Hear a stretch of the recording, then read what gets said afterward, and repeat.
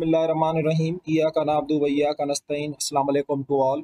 हम अपनी आज की क्लास में इंटर के चैप्टर नंबर 8 के ऊपर डिस्कस करने लगे हैं, जिसका नाम जेनेटिक्स एंड वेरिएशन है। ये जो इमेज आप लोगों की स्क्रीन पे आ रही है, ये ग्रीगर मेंडल है और इन्हें जेनेटिक्स का फादर कंसीडर किया जाता है, क्योंकि जेनेटिक्स की फील्ड के अंदर इनकी बहुत सारी खिदमात हैं और उन्हीं खिदमात के ऊपर हम इंशाल्लाह इस चैप्टर के अंदर डिस्कस करेंगे। लेकिन इस चैप्टर को स्टार्ट करने से पहले हमारे पास कुछ टर्म्स हैं, पहले हम उनके ऊपर डिस्कस कर लेते हैं, क्योंकि इन टर्म्स के बगैर इस चैप्टर को समझना थोड़ा सा मुश्किल हो जाता है। तो मेरी आदत है, मैं हमेशा पहले ये टर्म्स बच्चों के साथ शेयर करता हूँ और देन फिर हम चैप्टर का बाकायदगी से स्टार्ट करते हैं। तो हम देख लेते हैं कि कौन कौन सी टर्म्स हैं जो कि हमें इस चैप्टर के स्टार्ट से पहले पढ़नी पड़ेंगी। तो भाई सबसे जो पहली टर्म है वो है जीन। अच्छा, जीन के बारे में आपको ऑलरेडी पता होगा, लेकिन थोड़ा सा मैं आप लोगों को और एडवांस बना देता हूँ। देखें, ये हमारे पास एक सेल है और इस सेल के अंदर ये न्यूक्लियस है और न्यूक्लियस के अंदर पता है कि आपको हमारे क्रोमोसोम्स पाए जाते हैं। अब इस क्रोमोसोम्स के अंदर जेनेटिक इंफॉर्मेशन स्टोर होती है एक स्पेशल मॉलिक्यूल के अंदर, जिसे हम डीएनए कहते हैं। अब ये जो जेनेटिक इंफॉर्मेशन है ना, ये कंटिन्यूअस फॉर्म में नहीं होती, ये छोटे छोटे पैकेट्स के अंदर क्या होती है, बंद होती है। जिस तरह से जब हम फोटोसिंथेसिस पढ़ते हैं और हम कहते हैं कि प्लांट के ऊपर जो लाइट गिरती है, तो जो प्लांट के ऊपर लाइट गिरती है वो कंटिन्यूअस फॉर्म में नहीं गिरती, वो छोटे छोटे पैकेट्स की फॉर्म में गिरती है और उन छोटे पैकेट्स को हम क्या कहते हैं, फोटोन कहते हैं।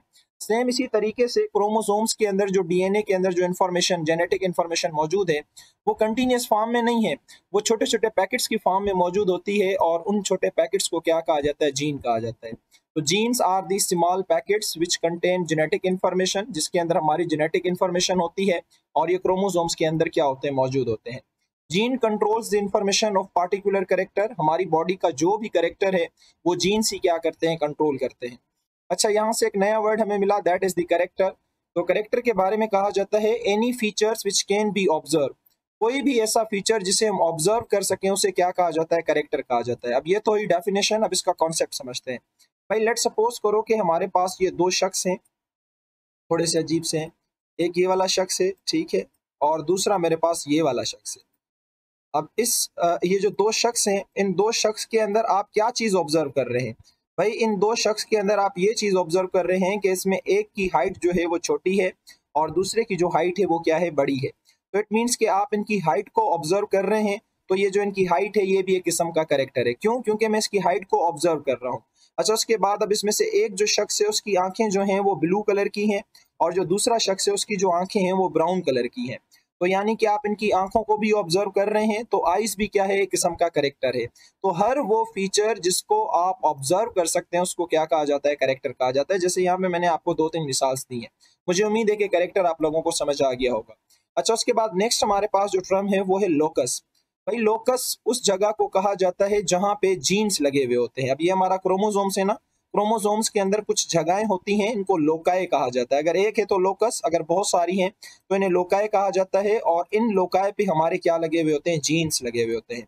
ये कहता है the site where the genes are located inside the chromosomes, chromosomes के अंदर वो जगहें जहां पे जीन्स लोकेटेड होते हैं उनको क्या कहा जाता है, लोकाए कहा जाता है। और अगर एक हो तो उसके लिए हम लोकस का वर्ड इस्तेमाल करते हैं।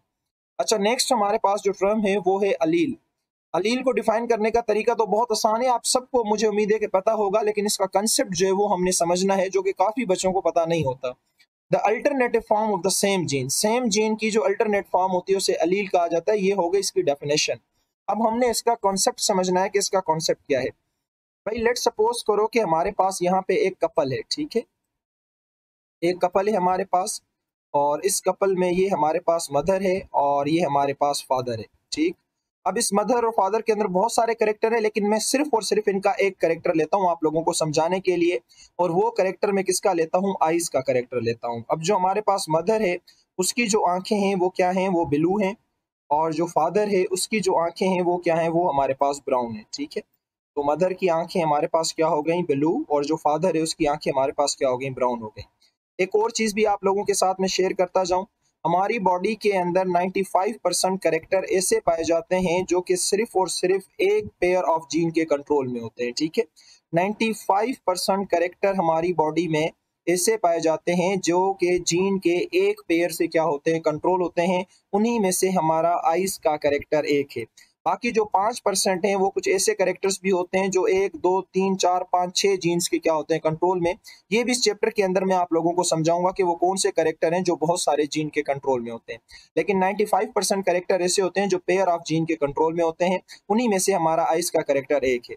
तो भाई मान लेते हैं जो मेल है उसके अंदर भी जीन का एक पेयर मौजूद होगा, ठीक है, और जो फीमेल है उसके अंदर भी जीन का एक पेयर मौजूद होगा, यानी कि 2 जीन इसके अंदर होंगे और 2 जीन इसके एक एक पेयर यानी मौजूद होगा।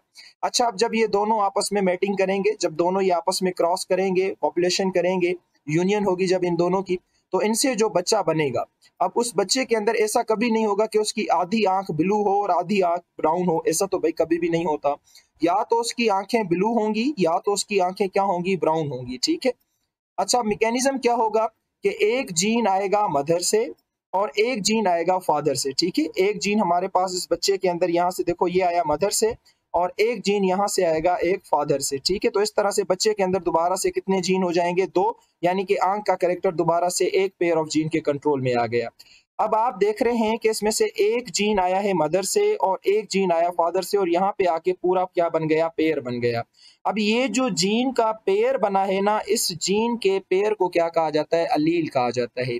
ये आपने याद रखना है, when gene occurs in the form of pair, जब भी आपके जीन पेयर की फॉर्म में पाए जाएंगे तो उनको क्या कहा जाएगा, अलील कहा जाएगा। तो यहाँ पे ये भी जीन देखें पेयर की फॉर्म में, तो हम इन्हें भी अलील कह सकते हैं। यहाँ पे ये जीन किसकी फॉर्म में, पेयर की फॉर्म में, तो हम इन्हें भी क्या कह सकते हैं, अलील कह सकते हैं। अगर ऐसा होता मैं सिर्फ एक जीन की बात करता तो अब मैं इसको अलील नहीं कह सकता। मैं इसको अलील क्यों नहीं कहता, क्योंकि मैंने अभी तो आपसे कहा कि अलील मैं उसको कहूंगा जब ये पेयर में पाया जाएगा।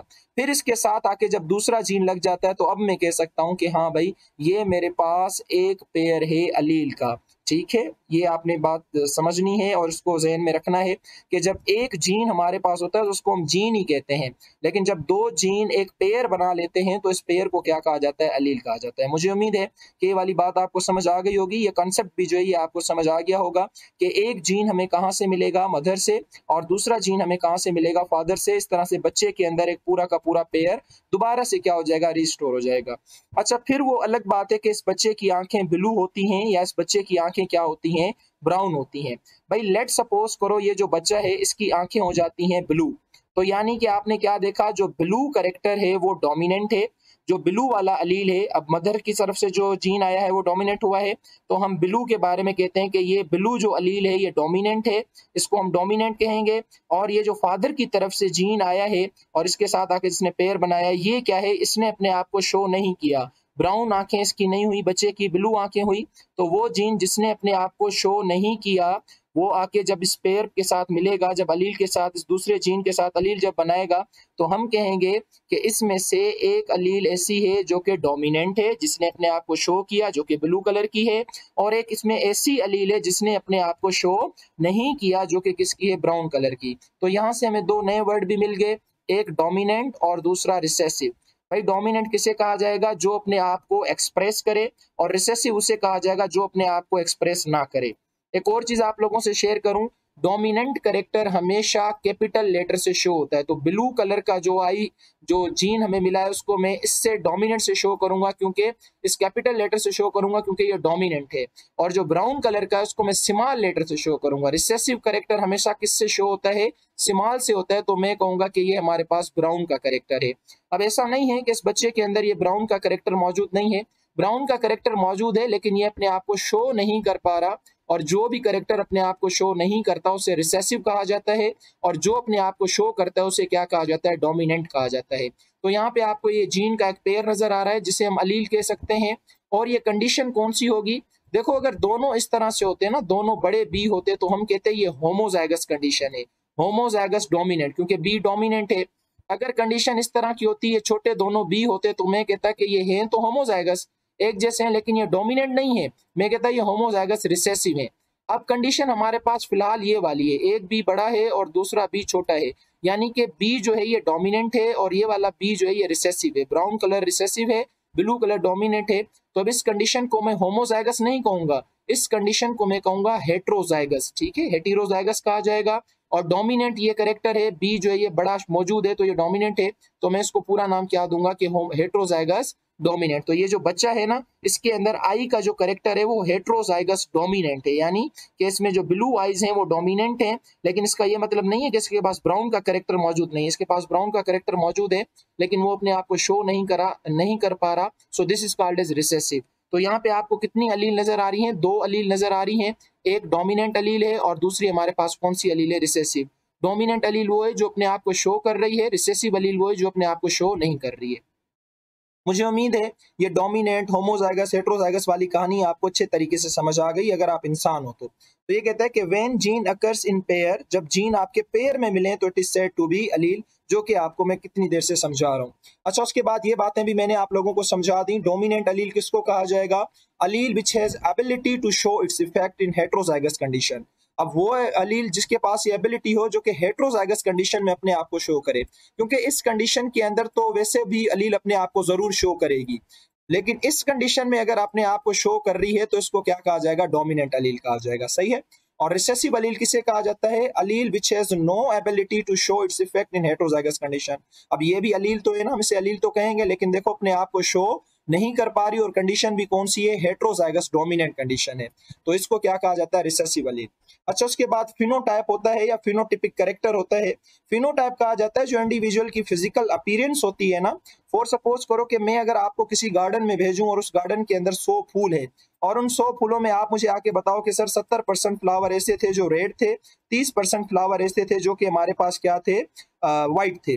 तो ये आपने मुझे देख के बताया है ना, इनके इनके बाहर से इनको ऑब्जर्व करके मुझे बताया है। फिर आपने बताया कि सर इनमें से 50% फ्लावर ऐसे थे जिनकी हाइट बड़ी थी और 50% फ्लावर ऐसे थे जिनकी हाइट छोटी थी। तो यानी ये जो आप देख देख के मुझे चीजें बता रहे हैं, इंडिविजुअल के जो करेक्टर मुझे बता रहे हैं, ये इसका कहलाता है फिनोटाइप। लेकिन मैं आपसे कहूं कि भाई ये जो 70% आपने फ्लावर रेड देखे हैं, मुझे बताओ तो सही, ये होमोजाइगस हैं, ये हेट्रोजाइगस हैं तो डोमिनेंट में मानता हूं, लेकिन होमोजाइगस डोमिनेंट हैं, यानी दोनों इसमें कैपिटल हैं, या फिर ये हेट्रोजाइगस डोमिनेंट है, एक बड़ा है एक छोटा है। तो इसके लिए फिर आप इसको दूसरी टर्म इस्तेमाल करेंगे, that is the genotype. Genetic makeup या genetic constitution of an individual. किसी भी इंडिविजुअल का जेनेटिक कंस्टिट्यूशन जब हम पढ़ते हैं, उसके जीन की जब हम स्टडी करते हैं, तो वो क्या कहलाता है? जीनोटाइप कहलाता है। अच्छा, उसके बाद होमोजाइगस डोमिनेंट, मैंने आपको बताया कि होमोजाइगस से क्या मुराद होता है? Gene having both Aleel of dominant character. ऐसी जीन जिसके पास दोनों अलील हों डोमिनेंट कैरेक्टर की, है ना। जिस तरह से मैंने कहा कि ये बी है और ये बी है। इसकी एक और मिसाल दूं, फॉर सपोज करो हमारे पास एक कपल है जिसकी एक की आंखें ब्लैक हैं और दूसरे की आंखें भी क्या हैं? ब्लैक हैं। तो जब ये दोनों आपस में क्या करेंगे? क्रॉस करेंगे, तो बच्चे की आंखें भी क्या होंगी? ब्लैक। तो मैंने आपको बताया कि हर कैरेक्टर के लिए कितने जीन होंगे, तो इसके पास भी 2 जीन हैं और इसके पास भी कितने जीन है? 2 जीन। एक जीन यहाँ से आएगा और एक जीन यहाँ से आएगा, और ये जीन यहाँ पे आके क्या बना लेंगे? पेयर बना लेंगे, और इसको हम अलील का नाम देते हैं। तो जाहिर सी बात है, अब आइस का कैरेक्टर है तो मैं आइस को कैपिटल ई से शो करूंगा, क्योंकि ये यहाँ से जो जीन आया वो भी डोमिनेंट है, यहाँ से जीन आया वो भी क्या हुआ? डोमिनेंट हुआ। तो ये दोनों बड़े ई जो हैं ये क्या कहलाएंगे? Homozygous dominant. लेकिन अगर कंडीशन ऐसी ना हो, एक में ब्लू आंखें हों और दूसरे में ब्राउन आंखें हों, तो आप लोगों ने देखा कि इसके भी 2 जीन थे और इसके भी कितने जीन थे? 2 जीन, क्योंकि ये जीन पेयर, एक करेक्टर पेयर ऑफ जीन के कंट्रोल में होता है। तो एक जीन यहाँ से आएगा और एक जीन यहाँ से आएगा, इस तरह से। लेकिन अगर ये बच्चा होता है ब्लू कलर का, सॉरी कह रहा हूँ बच्चा, इसकी आंखें अगर ब्लू कलर की होती हैं, तो जाहिर सी बात है इसमें एक बी बड़ा होगा। अब ऐसा तो हरगिज नहीं है इसमें ये ब्राउन का करेक्टर ना आया हो, ये ब्राउन का करेक्टर इसमें जरूर आया होगा, लेकिन उसने अपने आप को शो नहीं किया होगा, तो उसको हम स्मॉल बी से लिखेंगे। अब ये कंडीशन होमोजाइगस नहीं है, ये कंडीशन हेट्रोजाइगस है। अल्दो बच्चे की आंखों का जो कलर है वो कौन सा है? ब्लू है, क्योंकि यहाँ पे जो कैपिटल बी है इसने अपने आप को शो किया है, ये डोमिनेंट करेक्टर है। लेकिन कंडीशन होमोजाइगस डोमिनेंट नहीं होगी, कंडीशन क्या होगी? हेट्रोजाइगस डोमिनेंट होगी। तो यहाँ पे लिखा हुआ होगा कहीं ना कहीं, तो ये लिखा हुआ है gene having 1 Aleel of dominant character, यानी ऐसा जीन जिसके अंदर एक अलील डोमिनेंट कैरेक्टर की हो और एक अलील किस कैरेक्टर की हो? रिसेसिव कैरेक्टर की, जो भी मैंने आपको आंखों की मिसाल देके बताया। अच्छा, उसके बाद होमोजाइगस रिसेसिव, जिसके पास दोनों आंखें किसकी, दोनों आंखें कह रहा हूं, जिसके पास दोनों अलील जो हैं वो रिसेसिव कैरेक्टर की हों, तो उसको क्या कहा जाता है? होमोजाइगस रिसेसिव कहा जाता है। सही है। अब इनको और भी जब हम आगे पढ़ते जाएंगे ना, आपका कॉन्सेप्ट और भी क्लियर होता जाएगा, लेकिन ये तो पता चल रहा है ना, होमोजाइगस, हेट्रोजाइगस, ये वर्ड आपके जहन में जरूर आ रहे हैं। अच्छा, अगला जो हमारे पास वर्ड है जो बार बार रिपीट होगा, दैट इज द हाइब्रिड। देखो भाई, मैं ऐसे प्लांट लेता हूं, फॉर सपोज करो कि मैं 2 प्लांट लेता हूं, ठीक है। ये प्लांट मेरे पास 1 है और ये प्लांट मेरे पास 2 है। अब इस प्लांट के अंदर बहुत सारे कैरेक्टर होंगे, लेकिन फिलहाल मैं सिर्फ और सिर्फ कितने कैरेक्टर लेने लगा हूं, एक कैरेक्टर लेने लगा हूं, और वो कैरेक्टर मैं लेने लगा हूं हाइट का। एक प्लांट मेरे पास टॉल है और दूसरा प्लांट मेरे पास ड्रॉफ है जिसका कद क्या है, छोटा है, और एक प्लांट है जिसका कद क्या है, बड़ा है। अब जब मैं इन दोनों को क्रॉस करवाता हूं तो इनके क्रॉस से मुझे जो बच्चे मिलेंगे, मुझे जो नए प्लांट मिलेंगे, चाहे वो टाल हो, चाहे वो ड्रॉफ हो, चाहे होमोजाइगस हो, चाहे हेट्रोजाइगस हो, एक्स वाई जेड कुछ भी हो, लेकिन इनके इनके क्रॉस से, इनकी फर्टिलाइजेशन से जो मुझे ऑफस्प्रिंग मिलेंगे ना, उनको मैं कहूंगा हाइब्रिड। क्योंकि आपने याद रखना है कि हर वो ऑफस्प्रिंग जो के दो कंट्रास्टिंग कैरेक्टर, अब ये जो मैंने कैरेक्टर उठाया ना, ये कंट्रास्टिंग कैरेक्टर हैं, एक टाल दूसरा ड्राफ, ये हो गए कंट्रास्टिंग अपोजिट कैरेक्टर हो गए। अगर मैं उठाता टाल वर्सेस टाल तो ये कंट्रास्टिंग कैरेक्टर नहीं है, और इससे जो मुझे बच्चे मिलते हैं मैं उनको सिर्फ नाम देता ऑफस्प्रिंग का, इनको मैं हाइब्रिड का नाम नहीं देता।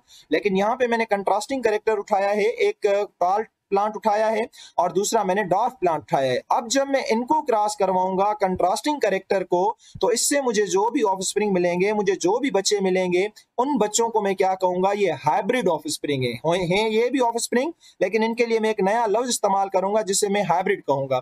तो ये हाइब्रिड ऑफस्प्रिंग है, और इस प्रोसेस को जिसमें आप दो कंट्रास्टिंग कैरेक्टर को क्रॉस करवाओ और उससे आप हाइब्रिड नस्ल उठाओ, हाइब्रिड ऑफस्प्रिंग उठाओ, इस पूरे प्रोसेस को हाइब्रिडाइजेशन कहा जाता है। और जॉर्ज जोहन मेंडल मशहूर था इस हाइब्रिडाइजेशन की वजह से। ये हाइब्रिडाइजेशन वाला कॉन्सेप्ट मेंडल ने दिया था। इससे पहले भी साइंसदान हाइब्रिडाइजेशन करते थे लेकिन वो कामयाब नहीं होते थे, उसके कुछ रीजन है, हम आगे जाके पढ़ेंगे, लेकिन ये जो मेंडल था ना, ये हाइब्रिडाइजेशन में कामयाब हुआ था। उसके बाद हमारे पास जो लास्ट टर्म है that is the genetics. Genetics कहा जाता है हेरिडिटी, जो कैरेक्टर होते हैं ना उनकी स्टडी को नहीं, उनकी ट्रांसफॉर्मेशन की स्टडी को। ये जो हेरिडिटी कैरेक्टर्स होते हैं, यानी जो पेरेंट्स से बच्चों के अंदर जाते हैं, इन कैरेक्टर्स की ट्रांसफॉर्मेशन की, ये कैरेक्टर किस तरह से ट्रांसफर होते हैं, कैसे डोमिनेंट कैरेक्टर जाते हैं, कैसे रिसेसिव कैरेक्टर जाते हैं, कैसे कंडीशन होमोजाइगस बनती है, हेट्रोजाइगस बनती है, ये ट्रांसफॉर्मेशन किस तरीके से हो रहे हैं, इस स्टडी को क्या कहा जाता है, जेनेटिक्स कहा जाता है। अगर आप में से कोई ये कहता है कि study of heredity characters is called genetics, फिर भी सही है, लेकिन ज्यादा सूटेबल ये रहेगा कि हेरिडिटी कैरेक्टर्स की ट्रांसफॉर्मेशन की जो स्टडी होती है कि ये पेरेंट्स से बच्चों में किस तरह से जाते हैं, इसको क्या कहा जाता है, जेनेटिक्स कहा जाता है। तो मुझे उम्मीद है ये टर्म्स आप लोगों को समझ आ गई होंगी। आप इनको पढ़ो, अच्छे तरीके से समझो, जहां प्रॉब्लम होती है आप कमेंट बॉक्स में आके मुझे बता भी सकते हो और मुझसे शेयर भी कर सकते हो। तब तक के लिए अल्लाह हाफिज, अपना बहुत सारा ख्याल रखिएगा।